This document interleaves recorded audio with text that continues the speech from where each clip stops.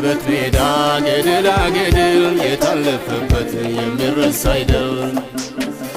ነዳፊው እባብ ነካሹ አውሬ ስንት አስረገጠኝ በዚህ በእግሬ።